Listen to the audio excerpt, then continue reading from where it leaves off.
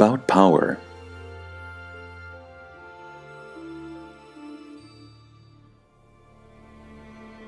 The crown on the head of a king is a symbol of power over other people.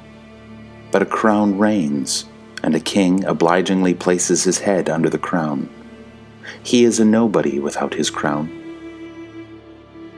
Power enslaves its bearer, for power is an imaginary feeling that absorbs the soul and deprives a person of the great joy of true feelings. He who is free from power is free from slavery. The feeling of slavery is not when you are forced to do things.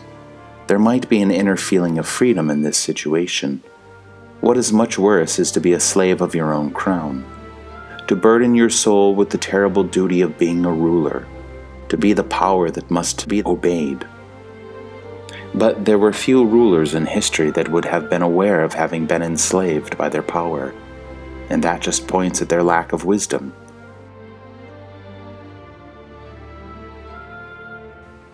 Power is a grave burden for a wise man. He lives simply and easily if he has managed to evade the crown rather than put it on himself. Here is a parable about this. There was a king who could put fear into his people.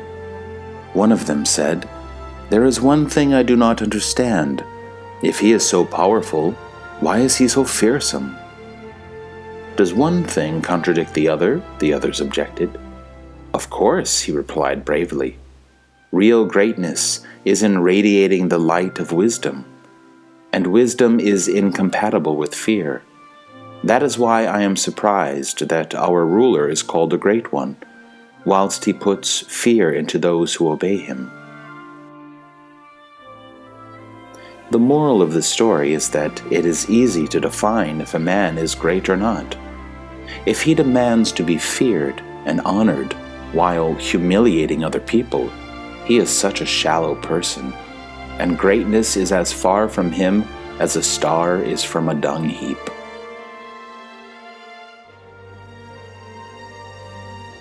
Here is another parable about the same thing. People asked a great crowned person, "What do you value more, knowledge or the power given to you by your birthright?"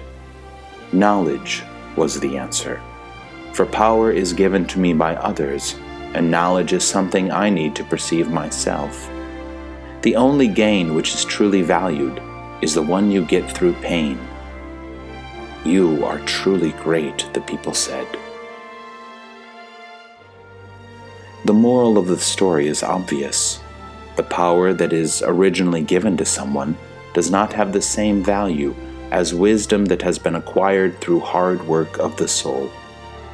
The power in the world that has been won in a bloody fight breaks the Lord's heart, because the work of the human soul was sent to the night of death. For there is no power other than God's power. There is no shame or pain in worshiping it. Humility gives light, not pain. We need to trust the Lord, that is all. The Heavenly Father will lead us through our lives. He will tell us what we should avoid and what we should overcome courageously. Our illusionary independence, self-awareness of being the master of one's life and a ruler of the lives of other people deprives us of the ability to distinguish the grips of evil from the warm touches of light. God created us to carry out foreordination. We have to be voluntary sources of light in the universe. There is no more powerful force than the psychic energy of man in a multi-dimensional and vast universe that is beyond our comprehension. And if people use this energy for do-gooding purposes, they will decrease the darkness. Then the world will manifest the wonderful designs of the Creator, which cannot be currently realized because of the low vibrations within us. We are impoverishing our lives by serving evil. That was God's will to man. My child, love the good, and do not fear to follow thorny paths. I will help you reach the light. Is God's will bondage or ultimate freedom for man? Man can understand true freedom only with God in his heart. The feeling of having the Lord in the soul gives us a true understanding of the concept of equality. This is not giving equal rights to people on behalf of authority, but mutual respect and recognition of another person as an equal.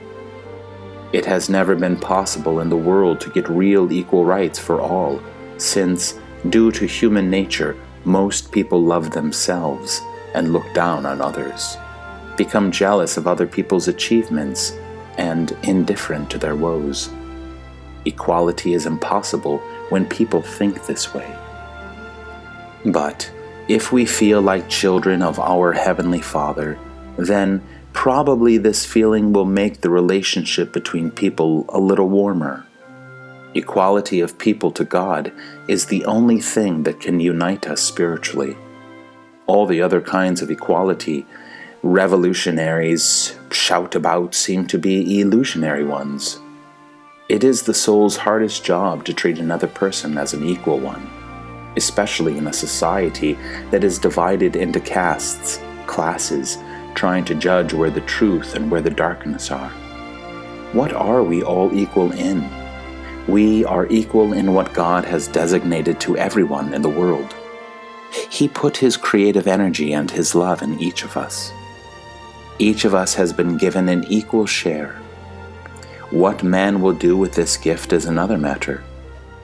One has understood what to do, the other has not. It is wrong to judge the latter as unequal, useless, harmful, and unworthy to live on earth. You can avoid such a useless man, but do not judge him. The Lord has created him with love too. The best thing you can do for him is to help him find the way that leads to the light. If you cannot find such a way, do not get annoyed, do not judge, and remain calm.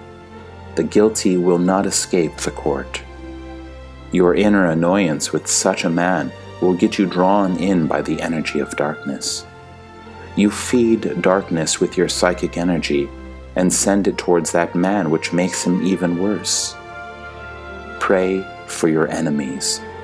This advice is not stupid. That is how you send them the energy of light, which makes their lives not so dark. Were you not able to forgive the one who offended you? If so, you have done harm to your soul and to the soul of that person. Your low vibrations intensify the evil in him. Try to understand how it works. It is sheer physics. Is equality to the enemy an absurd thing in your opinion? And in fact, the more you think of him as your brother in the Lord, the less an enemy he becomes. Of course, there are some possessed souls, and it is hard to call them brothers, because their nature is different. But even in such cases, miracles are possible. The main thing is never to submit to the darkness in your own soul, which persuades you to take revenge and hate.